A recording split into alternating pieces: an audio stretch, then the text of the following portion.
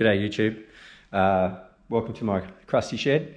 I thought I'd do like a little video on my Avalanche hardtail. So it's like a early to mid 2000s, 2005.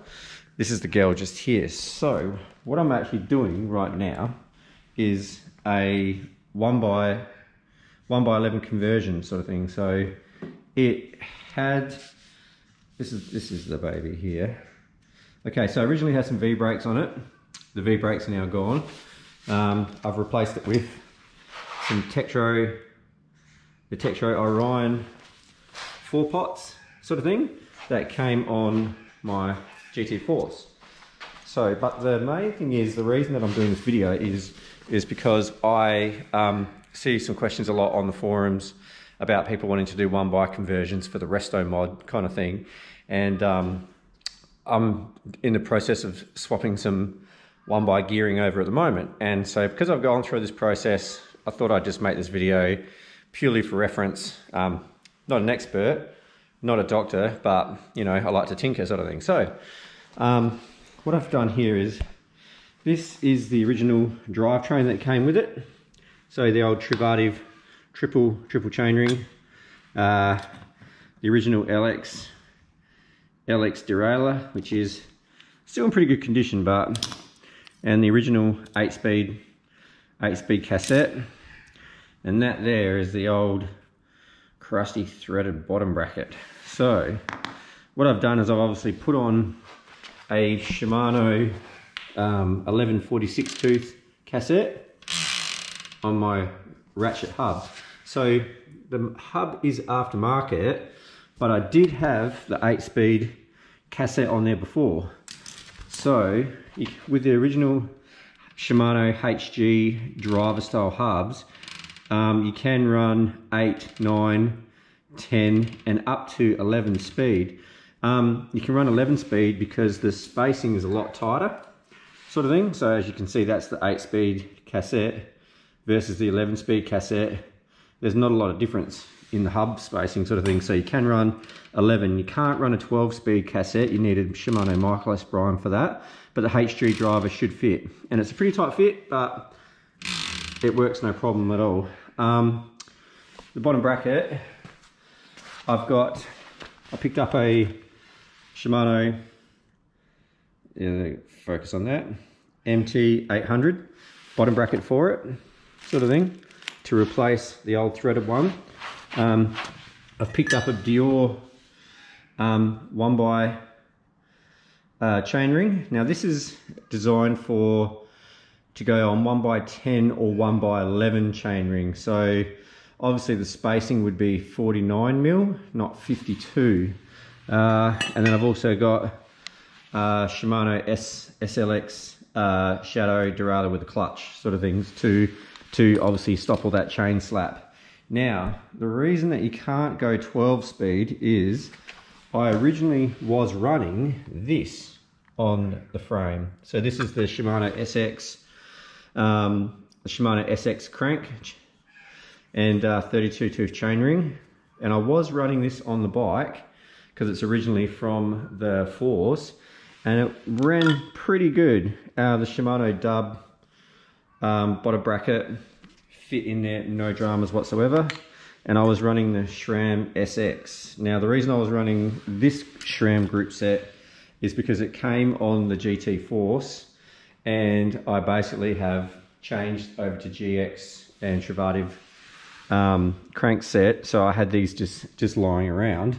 So I did the conversion on the bike, and it ran sweet. But being that this SX is actually boost spacing, it's a 52mm spacing, so the chain line was a little bit too wide, and so what was happening is I was breaking chains. So I was running the Shimano cassette, and I was running a Shimano 11-speed chain, and the reason I was running a Shimano 11-speed chain is so the spacing is slightly wider, so the Shimano chain would fit on the SRAM SX Eagle crank. So because the teeth spacing I think is slightly different to the Shimano one. But the reason I've changed is because I've broken a couple of chains, and I've had a couple of ripper stacks when I've broken those chains, because I've been putting the power on, loop out, fall forward on the bike over the bars. Hence the reason why this has got a black disc wheel on the front and the original V-brake wheel on the back, because the original front wheel has been potato chipped pretty bad enough that I couldn't straighten it, sort of thing. So yeah, yeah, the beauty is this old threaded 68-73mm bottom bracket. The modern bottom bracket will fit. Yeah, chainring should go in sweet. The chain I've got is actually brand new, and so the only old component is actually this cassette there is probably 3 years old, sort of thing. So not ideal, but I'll probably buy a new cassette for it soon. But the thing is, this is like a cheap sort of upgrade with a bits and pieces kind of build, sort of thing. So the original bike had V-brakes. The original bike, still the original forks, the original frame, the original seat post. That fabric saddle is actually off the GT Force as well, and this rim is the original rim when I bought the bike. And yeah, so what I'll do is I'm gonna slap all these parts on the bike, and then yeah, we'll go from there. Okay, so the bottom bracket obviously goes in like a glove. The thing that I really like about these bottom brackets is, I don't know if you can see that, but that actually tells you, you probably already know this, but with the Shimano bottom bracket, it's only a little thing, but it actually tells you which way it tightens.